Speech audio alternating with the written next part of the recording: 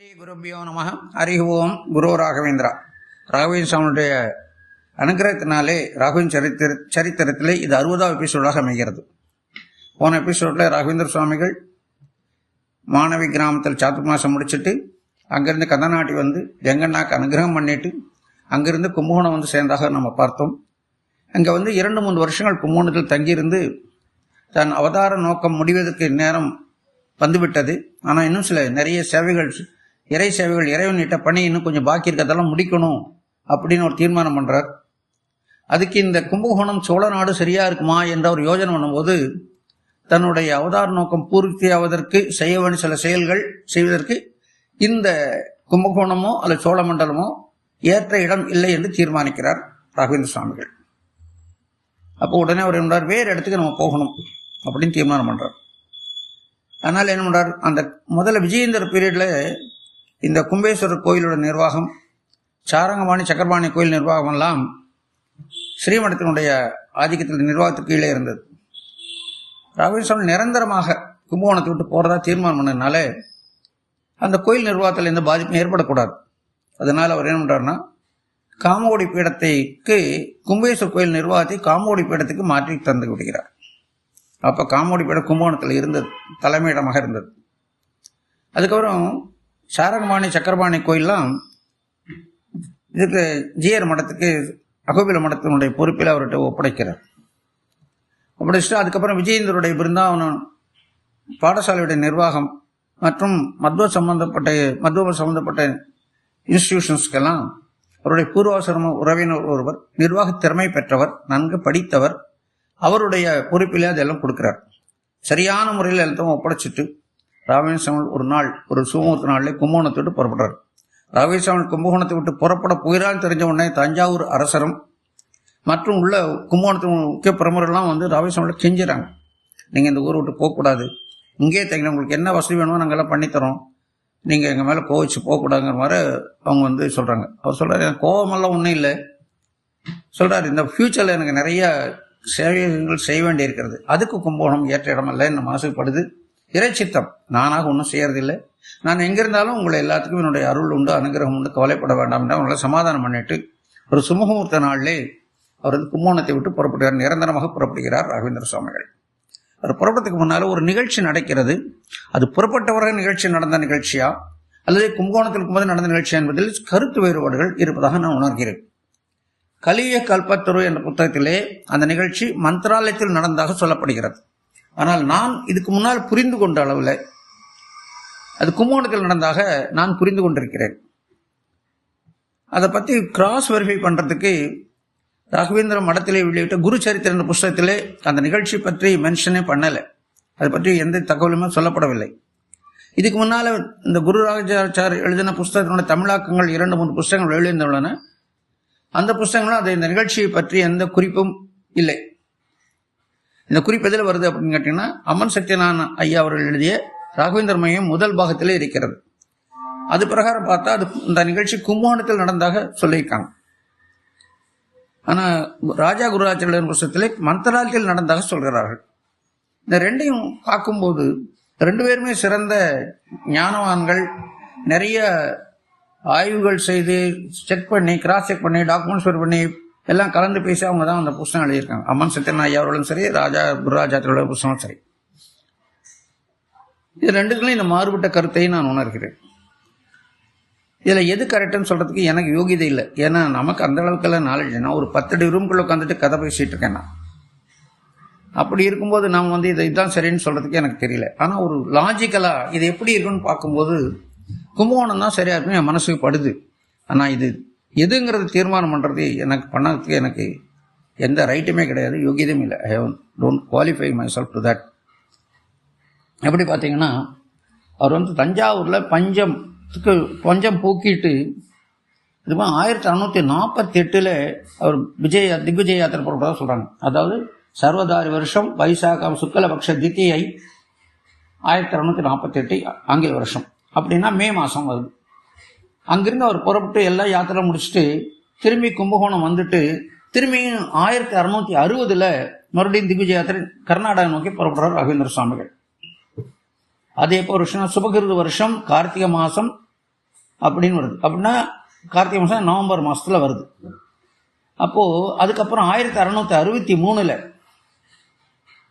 அவர் வந்து ஏப்ரல் மாதம் உடுப்பியில் ராமருடைய ஸ்ரீராமனை உற்சவம்லாம் முடிச்சுட்டு ஏப்ரல் மாதம் அங்கிருந்து கிளம்பி மைசூர் வருகிறார் என்று இந்த புஸ்தகத்தில் சொல்லப்பட்டிருக்கிறது. 1963.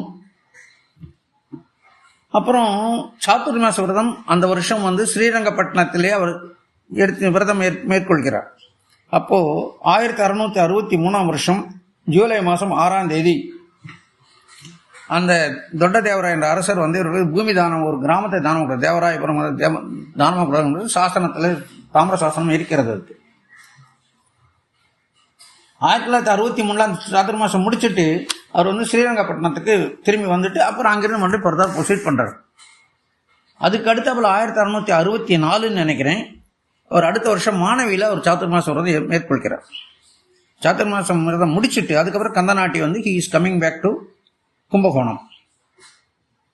1665 ஜூன் மாதத்து பக்கத்தில் அவர் வந்து கும்பகோணத்துக்கு வரதா வச்சுப்போம். அதுக்கப்புறம் 2-3 வருஷங்கள் கும்பகோணம் தங்கியிருந்தால் இந்த கல்வி கல்வி புத்தகத்தில் இருக்குது. 2 வருஷம். அதுக்கப்புறம் தான் அவர் யோஜனை பண்ணுறார் அவதார நோக்கத்துக்கு எங்கே போகலான்னு சொல்லி.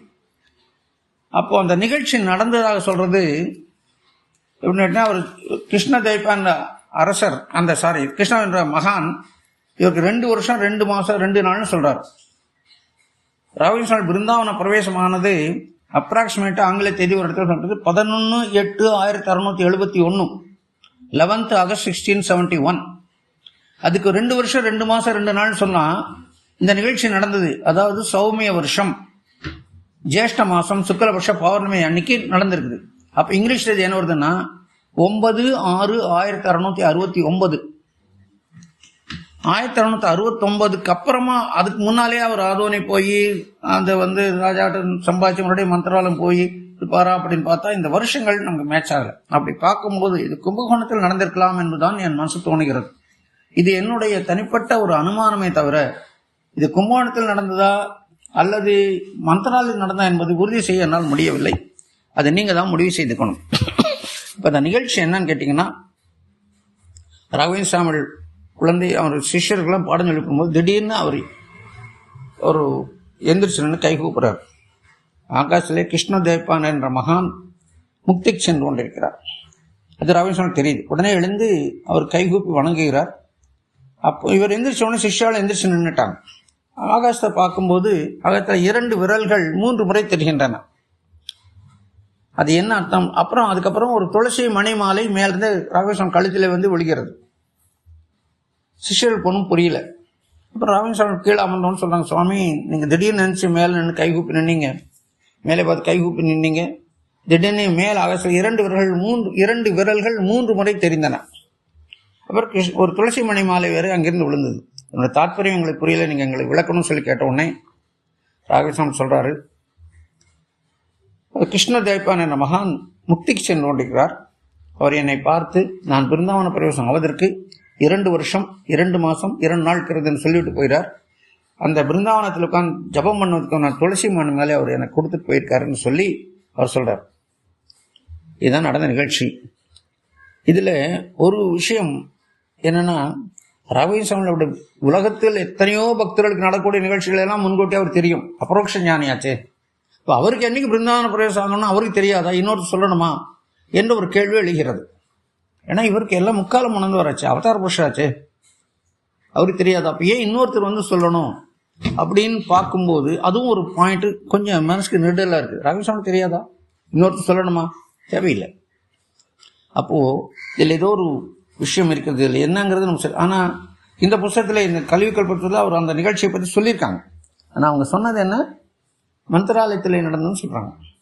ஆனால் நமக்கு தெரிஞ்ச இந்த வருஷங்கள்லாம் பார்க்கும்போது மந்திராலயத்தில் அத்தனை வருஷம் தங்கியிருப்பாரா அப்படின்னா 65 வருஷம் மந்திராலயம் தங்கியிருக்க மாதிரி தெரியுது.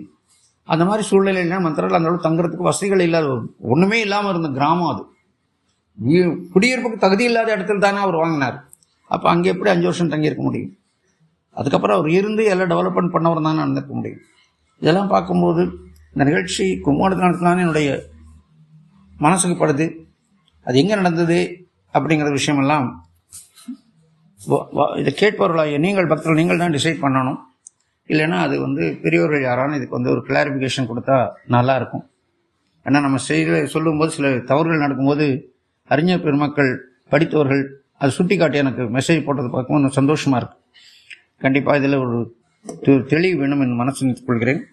இப்போ ராகவேந்திர சாமிகள் கும்பகோணம் விட்டு கிளம்பி அவர் நேராக அவர் முதல்ல ஹம்பி அங்கே யந்திரோதரமாக தரிசனம் பண்ணிட்டு விப்ராட்சி தேவ சுவாமி நமஸ்காரம் பண்ணிட்டு அங்கே நம்ம நரகர் தீர்த்தர் பிருந்தாவனத்தை தரிசனம் பண்ணி அங்கேயே அவருடைய மூலராமர் திக்விஜயராம ஜெயராமர்லாம் வச்சு கனகாபிஷேகம் பண்ணி சமாதானம் பண்ணிட்டு ரகுநாதன் தீர்த்தருடைய பிருந்தாவனத்தை அங்கே ஹம்பியில் தானே இருக்கு, அங்கேயும் அவருடைய பிருந்தாவனத்தையும் தரிசனம் பண்ணி அங்கேயும் இந்த மூலராமர் திக்விஜயராம ஜெயராமர் விக்கிரகங்கள்லாம் வச்சு கனகாபிஷேகம் பண்ணி பூஜையெல்லாம் பண்ணி முடிச்சுட்டு அங்கிருந்து நவபிருந்தாவனம் வருகிறார்.